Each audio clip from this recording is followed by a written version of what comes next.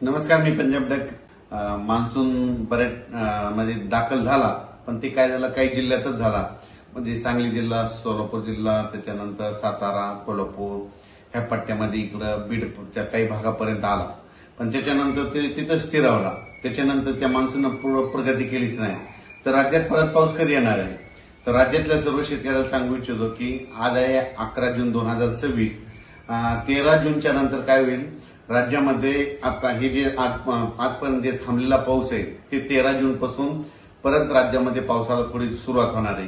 13 जून नंतर जे पाऊस पडेल, 13ला पडेल, 14, 15, 16, 17, 18, 19 हे काय होईल, एक दिवस पडेल, पुन्हा दुसऱ्या दिवशी येणार नाही, तिसऱ्या दिवशी पडेल, चौथ्या दिवशी येणार नाही. म्हणजे 13ला येईल तर 14ला येणार नाही, 15ला येईल तर 16ला येणार नाही, 17ला येईल तर 18ला येणार नाही. असं करत करत काय होईल, या 18-19 तारखेपर्यंत हे पावसाचं वातावरण असंच राज्यभर विखुरलेलं स्वरूपाचं भाग बदलत पडत राहणार आहे.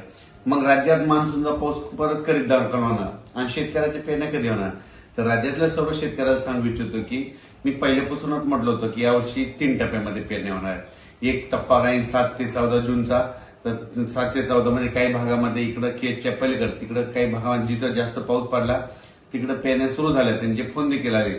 इकडे सातारा, सांगली, कोल्हापूरकडे देखील ते सोयाबीन तिकडे देखील काही भागामध्ये पेरण्या सुरू झाल्या, लागवडी सुरू झाल्या.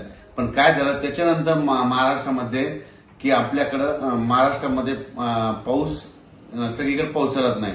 मग राज्यातल्या शेतकऱ्याला सांगू इच्छितो की 3 टप्प्यामध्ये जे दुसरा टप्पा आहे तर जूनच्या शेवटच्या आठवड्यामध्ये 20 जून ते 30 जून मध्ये, म्हणजे 20 जून पासून ते 30 जूनच्या दरम्यान राज्यात एक पाऊस येणार आहे. पण तुम्हाला सांगतो ते मान्सूनचा पाऊस काय होतोय, दरवर्षी मुंबईकडून येतो आणि यावेळेस काय होईल, शॉर्टकट मार्गानं इकडून नागपूरकडून काही येईल, इकडून कर्नाटककडून येईल, असा कर्नाटक तेलंगणातून येईल.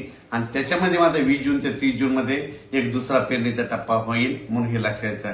त्याच्यानंतर परत याच्यातून जर काही शेतकरी उरले तर परत एक तिसरा टप्पा पेरणीचा राहणार आहे. आणि त्याच्यामध्ये तुम्हाला सांगतो 10 जुलै ते 15 जुलै, मग त्याच्यामध्ये राहिलेल्या सायलेल्यांच्या सगळ्याच्या पेरण्या त्याच्यामध्ये होतील. पण शेतकऱ्याला माझी विनंती की जमिनीमध्ये चांगली ओल असेल तरच पेरणीचा निर्णय घ्या, नसता पेरणी करू नका. कारण की 4 बोट 6 बोट ओलीव पेरणी केली तर ती आतापर्यंत फेल जाते, हे स्वतःचा देखील अनुभव आहे. म्हणून जमिनीमध्ये ईदवर ओल गेली त्यानंतर पेरणीचा निर्णय तुम्ही स्वतःचा घ्यायचा. आणि राज्यामध्ये मात्र 20 जून पासून, म्हणजे 20 पासून काय होईल, बऱ्याच भागामध्ये पावसाला सुरुवात होईल. मग ते मान्सूनचाच पाऊस असेल. 20च्या नंतर ते 21, 22, 23 जसं जसं ते जूनच्या शेवटच्या आठवडा येईल तसं मग काही भागामध्ये बऱ्याच ठिकाणी मान्सून दाखल होईल आणि त्याच्यामध्ये देखील एक पेरण्या होतील. आणि त्याच्यामधून जर काही शेतकरी उरले तर 10 जुलै ते 15 जुलैमध्ये पेरण्या होतील, म्हणून हे लक्षात घ्यायचं. पण राज्यातल्या सर्व शेतकऱ्यांची पेरणी होणार आहे, घाबरून जाण्याचं कारण नाही. आता बऱ्याच जणांना वाटतं की 7 जून गेला आणि पाऊस नाही आला, तर काही चिंता करू नका. तुम्ही तुमची कामं करून घ्या, तुम्ही तुमचे बियाणं व्यवस्थित राहू द्या. कारण की राज्यामध्ये काय होणार, 20 तारखेच्या नंतर, 20 जूनच्या नंतर जसं 21 येईल तसं पावसाला सुरुवात होईल. 22ला बऱ्याच भागात कव्हर होईल.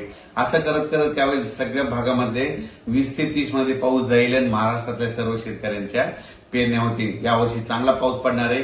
मी पहिल्यापासून म्हणत होतो जूनमध्ये थोडा कमी राहील, जुलैमध्ये जास्त पडणार आहे, ऑगस्टला कमी राहील आणि सप्टेंबर ऑक्टोबरमध्ये मात्र परतीचा पाऊस मात्र धुमाकूळ घालणार आहे. म्हणून हे अंदाज सर्व शेतकऱ्यांनी लक्षात घ्यायचा.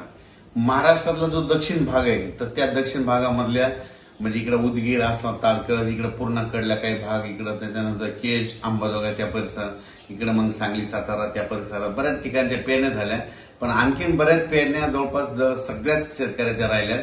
उगाच थोड्याफार प्रमाणात दक्षिण महाराष्ट्राकडे पाऊस थोडा दाखल झाला आणि त्याच्यानंतर मोसमी पाऊस थांबला.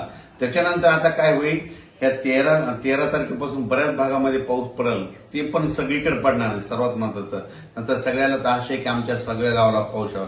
हे पाऊस 13 पासून जे येणार आहे ते मात्र सगळीकडे पडणार नाही. 13 जून ते 18-19 जून पर्यंत असाच एक दिवस येईल, एक दिवस नाही येणार, पुन्हा 2 दिवस नाही येणार, एक दिवस येईल, असंच राहणार आहे.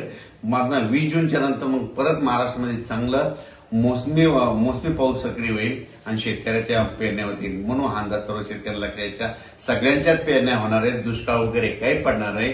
जूनच्या अखेर जवळपास महाराष्ट्रातल्या बऱ्याच जणांच्या पेरण्या लागतील.